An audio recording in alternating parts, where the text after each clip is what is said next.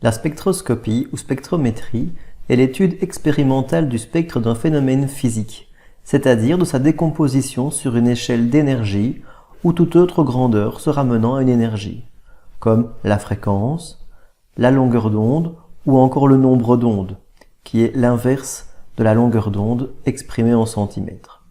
Par exemple, une spectroscopie simple est de décomposer la lumière visible par un prisme. De cette façon, la lumière blanche est décomposée en toutes ses couleurs. On décompose bien cette lumière en une échelle d'énergie ou une échelle de longueur d'onde qui permettent de voir toutes les couleurs qui composent la lumière blanche. L'interaction entre lumière et matière est à l'origine de la majeure partie des phénomènes électriques, magnétiques, optiques et chimiques observables dans notre environnement proche.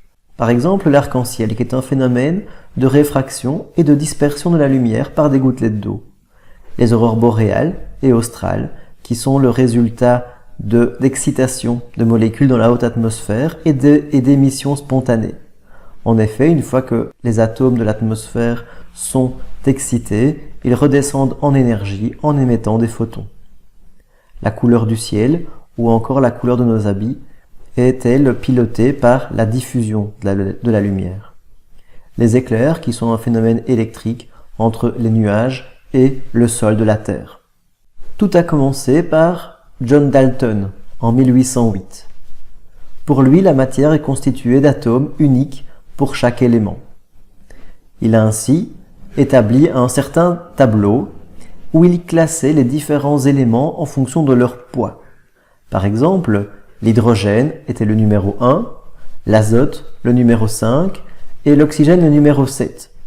On sait aujourd'hui que cet agencement n'est pas correct, mais il a permis de donner les prémices de la spectroscopie ou en tout cas du classement des éléments en fonction d'un paramètre physico-chimique.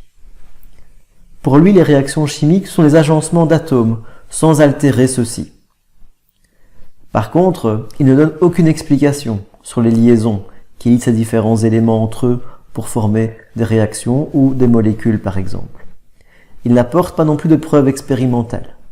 Mais ceci a permis à d'autres, par exemple comme Joseph Fraunhofer, de détecter les raies de Fraunhofer dans l'hydrogène par exemple. Lui, il a analysé le spectre solaire qui traversait l'atmosphère et il a observé des longueurs d'onde qui étaient absorbées par l'atmosphère. Il a appelé ces raies d'absorption les raies de Fraunhofer. C'est lui le premier qui a permis de faire une spectroscopie d'une lumière qui ici venait du Soleil. Ensuite, Robert Bunsen en 1860, qui est très connu pour avoir donné son nom au fameux bec utilisé en chimie, le bec Bunsen. Grâce au bec Bunsen, on a pu étudier différents éléments composés de sels métalliques qui donnaient des couleurs différentes.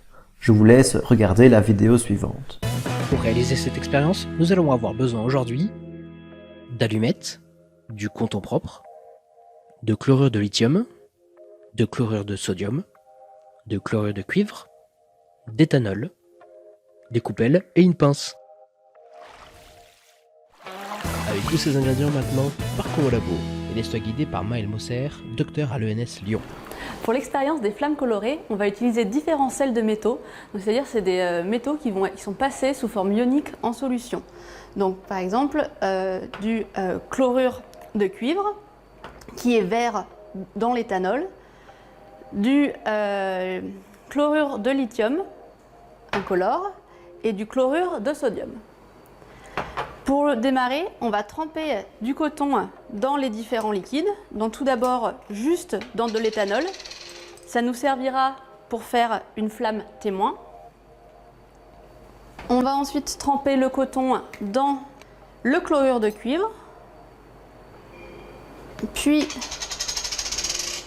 dans la solution contenant le chlorure de lithium.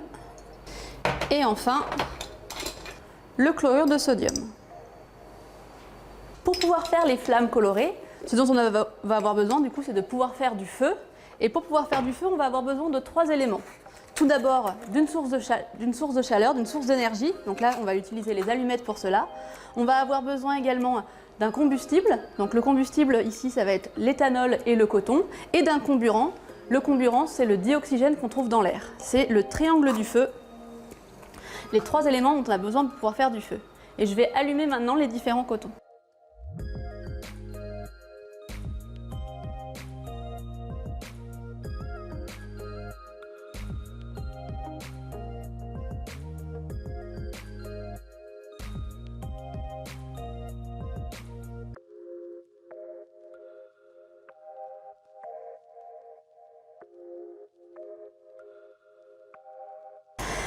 La première flamme, c'est donc une flamme où le coton était seulement imbibé avec de l'éthanol, c'est une flamme témoin, donc la couleur, elle a la couleur de toutes les flammes que l'on connaît. La deuxième commence à prendre une teinte verte, c'est la flamme donc, où le coton était plongé dans les sels de chlorure de cuivre. Pour le deuxième coton, la flamme commence à avoir une teinte rouge, donc c'était pour le chlorure de lithium. Et la dernière a une teinte très jaune, c'est le chlorure de sodium. Donc pourquoi est-ce qu'on observe différentes couleurs au niveau des flammes? C'est qu'en fait, en chauffant les différents métaux, on va apporter beaucoup d'énergie au métal, que ce soit le cuivre, le lithium ou le sodium, et le métal va passer dans un état qu'on appelle excité. Il va emmagasiner beaucoup d'énergie qu'il va vouloir relâcher. Et cette énergie, il va la relâcher en créant de la lumière. C'est pour ça qu'on va avoir différentes couleurs en fonction du métal, parce que ça va dépendre de l'énergie qu'il relâche. Du coup, là, on a des flammes. Pour pouvoir les éteindre, qu'est-ce qu'il va falloir faire? Il va falloir enlever un élément du triangle du feu. Donc pour ça, c'est soit à partir du moment où tout le coton ou tout l'éthanol est consommé, soit à partir du moment où on enlève le comburant, on coupe le dioxygène de l'air. Donc pour ça, on peut recouvrir les cotons et à partir du moment où tout le dioxygène sera consommé, la flamme va s'éteindre. C'est bien beau tout ça, mais dans la vie quotidienne, ça sert à quoi? Historiquement, c'est grâce à ces différentes couleurs que les chimistes pouvaient caractériser un métal. Ils chauffaient très fort un métal et en fonction de la couleur qui était prise, ils pouvaient remonter à l'attribution d'un métal ou d'un autre. Ici, c'est un jaune assez puissant, c'est un jaune qui est peut-être reconnu par certains parce qu'il était utilisé avant dans les lampadaires dans la rue, c'était des lampes au sodium. Bunsen a beaucoup travaillé avec Kirchhoff. Kirchhoff a établi les premiers spectres. Ici nous voyons le spectre d'émission de l'atome de sodium. Et c'est donc grâce à un prisme que Kirchhoff et Bunsen pouvaient décomposer la lumière et observer les différentes raies d'émission ou les raies d'absorption. La spectroscopie ne concerne pas uniquement l'optique visible. En effet, si on s'intéresse au niveau d'énergie du noyau, on va plutôt s'orienter vers la spectroscopie dite nucléaire. Si on s'intéresse maintenant aux relations entre les couches électroniques, nous allons plutôt étudier la physique atomique, c'est-à-dire le rayonnement visible et le rayonnement X. Si on s'intéresse aux vibrations entre les atomes d'une molécule ou au niveau de rotation de ces atomes dans cette molécule, on va plutôt travailler avec les infrarouges proches, moyens ou lointains.